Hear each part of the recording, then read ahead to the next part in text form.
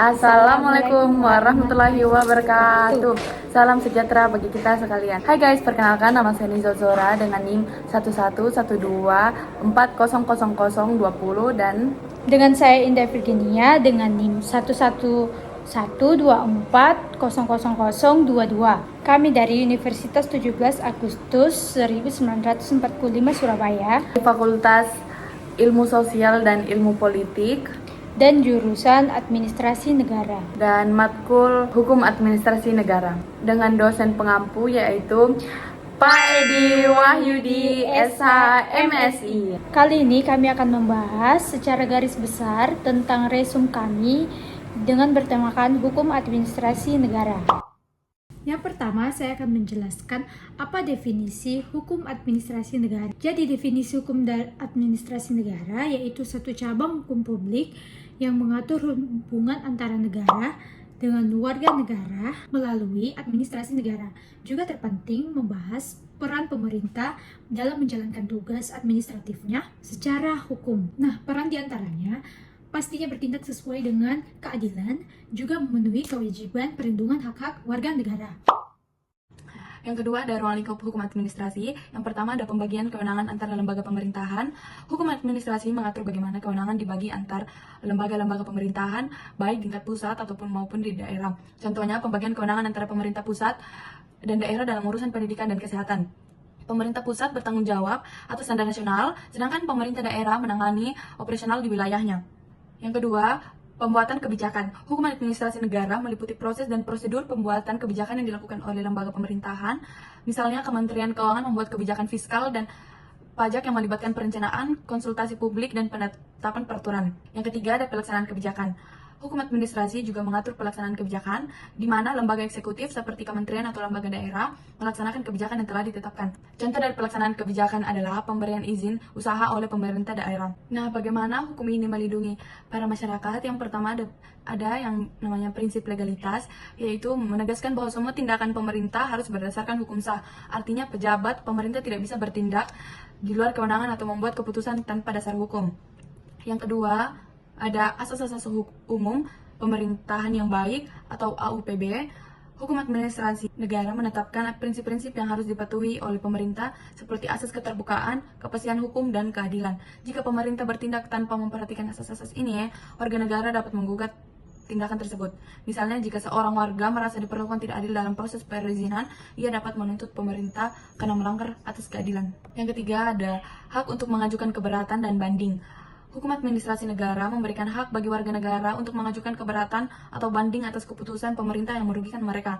Misalnya, jika warga mendapat keputusan penolakan izin usaha, ia bisa mengajukan keberatan atau banding sesuai prosedur.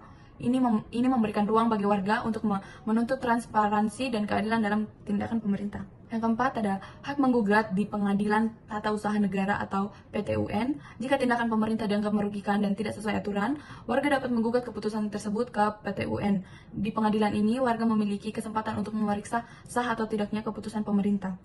PTUN berperan sebagai mekanisme kontrol untuk menghindari penyalahgunaan wewenang.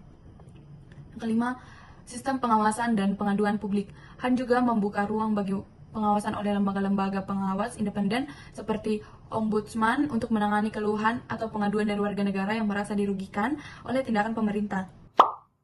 Selanjutnya, sumber-sumber hukum administrasi negara. Yang pertama dalam bentuk tertulis, ada Undang-Undang 1945, ada Undang-Undang, Keputusan Presiden, Pengaturan Pemerintah, Peraturan Menteri, dan Peraturan Daerah. Juga ada dalam bentuk tidak tertulis, yaitu kebiasaan administratif, juga praktik-praktik yang telah diterima dalam pelaksanaan. Mengapa sumber hukum ini menjadi dasar dalam administrasi pemerintahan? Karena menjadi hukum administrasi negara adalah hukum yang formal yang dilihat dari segi bentuknya serta berlaku umum juga harus ditaati. Prinsip-prinsip hukum umum administrasi negara yang pertama itu ada prinsip legalitas. Prinsip legalitas menegaskan bahwa semua tindakan pemerintah harus berdasarkan sesuai peraturan undang-undang yang berlaku. Ini tidak kat-kat goblok.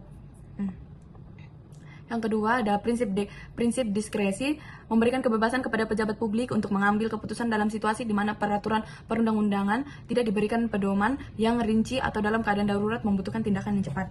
Namun diskresi ini harus digunakan secara hati-hati dan bertanggung jawab serta tidak boleh melanggar hak-hak warga negara atau melampaui batas kewenangan. Yang ketiga ada prinsip akuntabilitas. Prinsip ini menekankan bahwa setiap tindakan atau keputusan yang diambil oleh pejabat pemerintah harus dapat dipertanggungjawabkan. Yang keempat ada prinsip transparansi, yaitu prinsip yang menuntut agar setiap tindakan dan keputusan pemerintah dilakukan secara terbuka dan informasi mengenai kebijakan tersebut mudah diakses oleh publik. Contoh penerapan prinsip-prinsip tersebut, yang pertama prinsip legalitas. Contohnya, pemerintah daerah wajib mengikuti prosedur yang ditetapkan undang-undang saat memproses izin tersebut. Jika ada syarat-syarat tertentu yang harus dipenuhi, maka pejabat pemerintah tidak bisa mengeluarkan izin tanpa persyaratan tersebut, kecuali jika ada aturan hukum yang mengizinkan pengecualian. Yang kedua, prinsip diskresi yang sering ditetapkan dalam situasi darurat atau di luar aturan.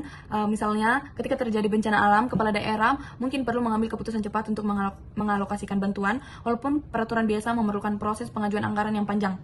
Namun, kebijakan ini harus tetap dilakukan dengan pertimbangan yang bijak dan tidak boleh melanggar hak-hak warga negara. Yang ketiga, prinsip akuntabilitas. Contohnya seperti setiap kementerian harus mempublikasikan laporan penggunaan anggaran, pencapaian program, dan hambatan yang dihadapi dalam pelaksanaan tersebut. Selain itu, pejabat yang menggunakan dana publik untuk proyek tertentu harus dapat menjelaskan penggunaan anggaran tersebut, termasuk hasil yang dicapai, sehingga publik mengetahui bagaimana uang negara dipergunakan. Yang keempat ada prinsip transparansi. Misalnya, dalam proses pengadaan barang dan jasa, pemerintah diwajibkan untuk mempublikasikan informasi mengenai tender proyek, anggaran, serta perusahaan yang menang. Informasi ini biasanya tersedia di situs web atau sistem informasi pemerintah. Dengan demikian, publik dapat mengawasi proses tersebut dan mengurangi potensi kecurangan. Selanjutnya ada hubungan administrasi dengan hukum tata negara. Nah, di sini perbedaannya itu hukum tata negara mengarah pada sistem normatif yang mengatur struktur dan fungsi lembaga-lembaga negara seperti presiden, DPR, MPR, dan lain-lain. Sedangkan hukum administrasi negara mengacu pada sistem fungsional yang mengatur pelaksanaan tugas pemerintah oleh aparatur negara dan hubungan dengan warga negara. Contoh hukum administrasi dengan hukum tata negara saling melengkapi dalam pemerintahan, yaitu hukum tata negara menentukan pembentukan lembaga eksekutif yaitu kementerian, dan hukum administrasi fungsinya mengatur operasional dan wewenang. Fungsi dan peran administrasi negara. Berikut adalah penjelasan mengenai 3 peran utama administrasi negara. Yang pertama adalah pelaksanaan kebijakan. Administrasi negara bertugas menjalankan kebijakan yang telah dibuat oleh pemerintahan atau legislator. Contohnya, kebijakan tentang bantuan sosial untuk masyarakat yang kurang mampu. Yang kedua ada pembuat peraturan pelaksana. Untuk memastikan pelaksanaan kebijakan berjalan efektif, administrasi negara seringkali membuat peraturan pelaksana yang lebih teknis. Misalnya ketika undang-undang menetapkan kebijakan pendidikan gratis, kementerian terkait akan membuat peraturan pelaksana yang menjelaskan prosedur penerapan pendidikan gratis, alokasi anggaran, serta kriteria penerima manfaat. Yang ketiga ada penyedia layanan publik. Administrasi negara juga berperan sebagai penyedia layanan publik yang dibutuhkan masyarakat. Layanan ini mencakup berbagai bidang seperti pendidikan, kesehatan, transportasi, dan administrasi kependudukan. Misalnya Dinas Kependudukan dan Catatan Sipil menyediakan layanan pembuatan KTP, akte kelahiran, dan kartu keluarga bagi warga negara. Peran administrasi negara dalam penerapan hukum di beberapa sektor penting. Yang pertama adalah sektor pendidikan. Administrasi negara melalui Kementerian Pendidikan dan Dinas Pendidikan Daerah bertanggung jawab melaksanakan kebijakan pendidikan nasional.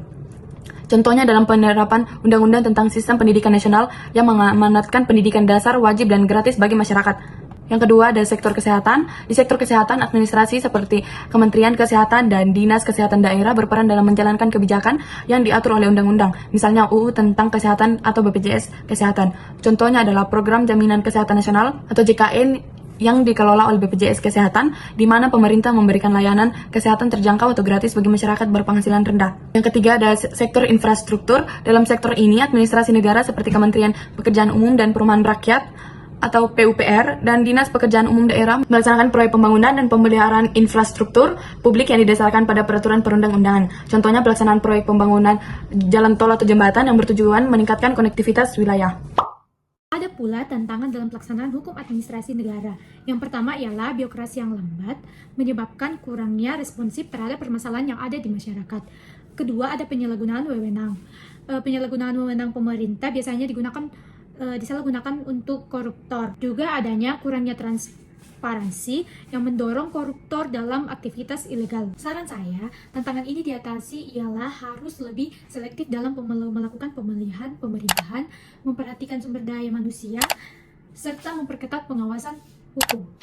Yang terakhir ada kesimpulan. Hukum administrasi negara dalam menjaga keadilan dan keteraturan dalam administrasi pemerintahan sangat penting karena hukum administrasi negara menjadi landasan penting untuk memastikan peran pemerintahan berperilaku sesuai dengan hakikat atau prinsip keadilan, transparansi, serta memenuhi kewajiban dalam perlindungan warga negara.